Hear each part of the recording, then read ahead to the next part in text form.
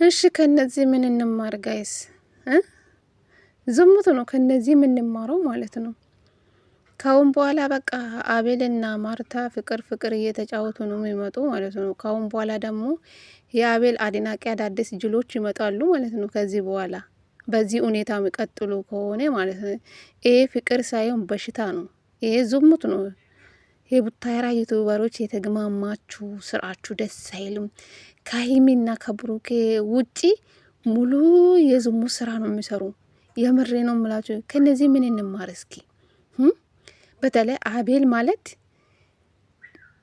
ቀይ እባብ ነው ቤተሰብ ማለት ነው። ይሄ ካዲ የእጅክን ታገኛለ አቤል ማለት ነው። የሰውን ትዳር ያፈረስክ አንተ እኔ እንጃ አላቅም።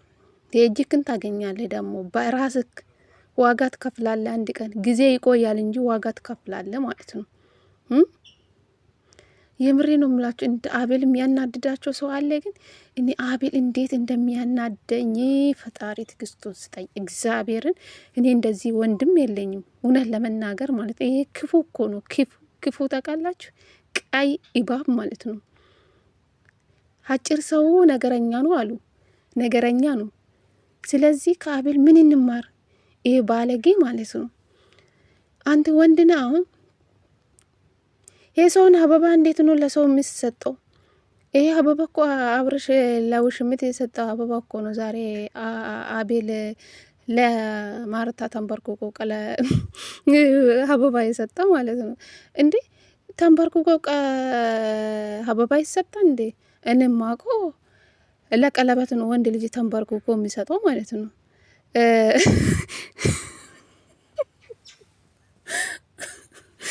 አረ ምን አይነት ዘመን ላይ ደረስን? ወንድ ልጅ እንዴት ለአበባ ተንበርክኮ በዚህ ልክ እንደዚህ ሆነ? እኔ የማውቁ ሰው ስንበርከክ ለቀለበት ነው እንጂ ለአበባ አይደለም። አንተ ጅላጅል ማለት ነው። አንተ ወንድና አንድ አበባ እንኳን መግዛት አቃተክ። የሰውን አበባ እንዴት ነው ለፍቅረኛ የምትሰጠው? አሁን ምንድናት እቺ ማርታ?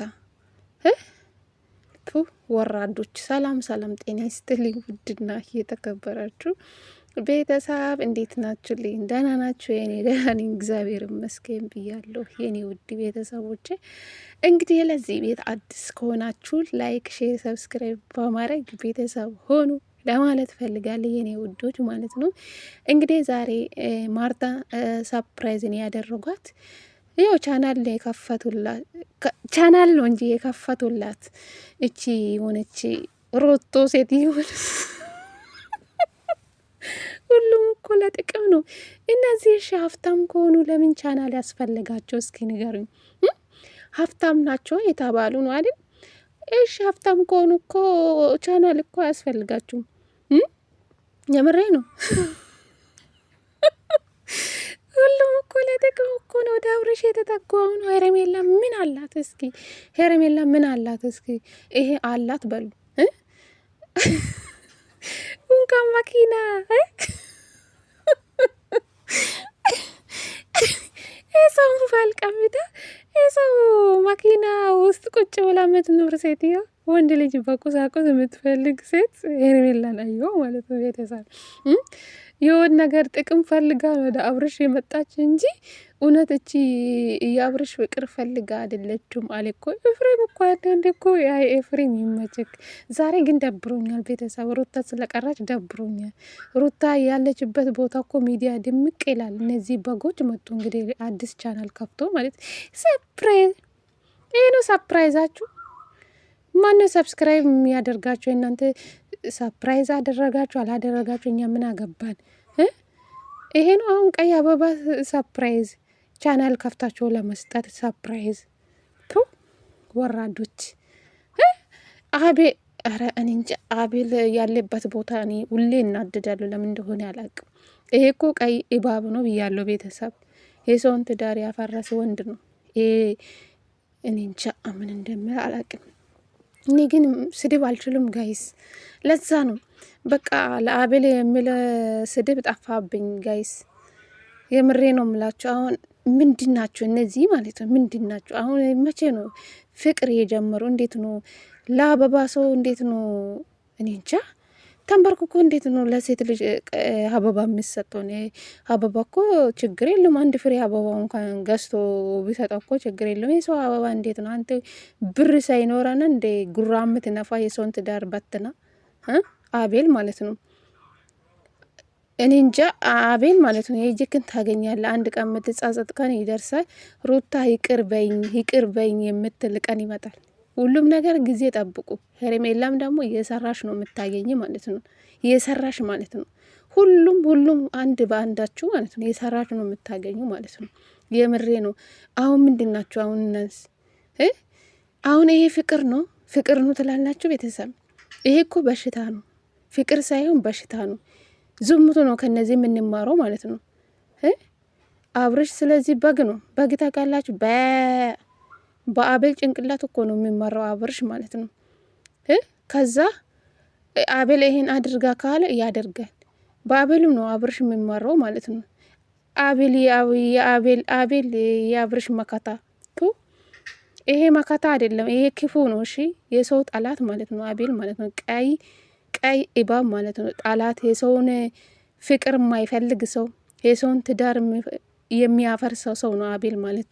ምኑ እንደምትወዱ አላቅም። አሁን አዳዲስ ጅሎች ትመጣላችሁ እኮ የአቤል አድናቂ ትመጣላችሁ።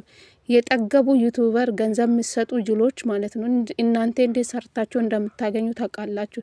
እነሱ በአንድ ቪዲዮ ስንት እንደሚያገኙ አታውቅም። ብዙ ነው እነሱ በአንድ ቪዲዮ እኛ በአንድ ወር የምናገኘው እነሱ በአንድ ቪዲዮ የ2 ወር የ3 ወር ደሞዝ ነው የሚያገኙ ከአንድ ቪዲዮ ማለት ነው።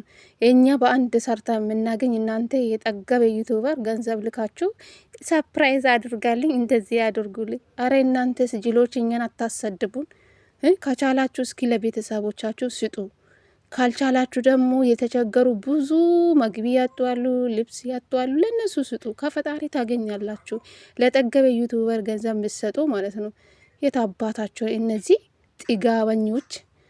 እኔ መቼ ስራ አጣው እነዚህ ሰብስክራይብ ማደርጋቸው ማለት ነው። ከነዚህ ዝሙት ነው የምንማረው ማለት ነው። አሁን አቤልና ማርታ ፍቅር እየተጫወቱ ይመጣሉ። ነገ ደግሞ እሷም እንዳ ውሽምት በሮም ሄዳ አርግዣለሁ ብላ ትመጣለች። እሷም ደግሞ ሸማግሌ ላካልኝ እንደዚህ አድርጋልኝ ካንተ ጋር ነው መሆኑ የምፈልገው በማለት ትመጣለች ማለት ነው። እንግዲህ ሁሉም ነገር ከዘራችሁ ነው ለመና ማለት ነው።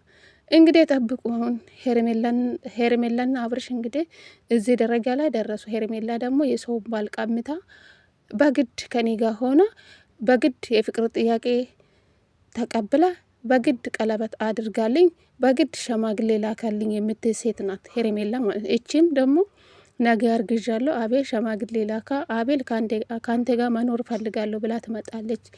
ፍቅር እንዴት ነው በአንድ ሳምንት ይቻላል? እንደ ቤተሰብ የሰውን ውስጥ እንኳን ሳያዩ እንዴት ነው ቶሎ ወደ ፍቅር የሚገቡ? ምንድን ነው ፍቅር ነው ወይስ በሽታ ነው? እስኪ ንገሩን ጋይስ። ወደ አንድ ሰው እንኳን ለመጠጋት እኮ 1 አመት ትፈጃላችሁ። እግዚአብሔር የወንድ ልጅ ማንነት ሳታዩ እንዴት ነው ወደ ወንድ የምትሄዱ? እኔ በጣም ነው መፋራው እግዚአብሔር። ወንዶቹን አላምንም በዚህ ሰዓት ማለት ነው። የአሁኑ እኮ ፍቅር ሳይሆን በሽታ ነው ጋይስ። ምንድን ነው በአንድ ሳምንት ነው እንደ እናንተ ፍቅር? ጉንፋ ነው መሰለኝ። እንዴት ፍቅር ይይዛችኋል? የምሬ ነው የምላችሁ። አንድ ወንድ እንኳን ለመቀረብ እኮ 1 አመት የምትፈጁ ሴቶች አላችሁ። እንዴት ነው በፍጥነት በ1 ወር በ2 ወር ውስጥ ወደ ፍቅር ትገባላችሁ? ከዛ ወደ ሌላ ነገር ትገባላችሁ። ከዛ አርግዣለሁ። አፈር ብሉ። የሴቶች አሰዳቢ ናቸው እናንተ። አቤል ደግሞ ጠብቃ የእጅክን ታገኛለ። አብርሽ ደግሞ ልጅክ ብቻ ያድግልህ። ምን እንደሚያደርግ በቃል ነው የሚሰራ ማለት ልዑል ማለት ፈጣሪ ያሳድግልክ ብቻ።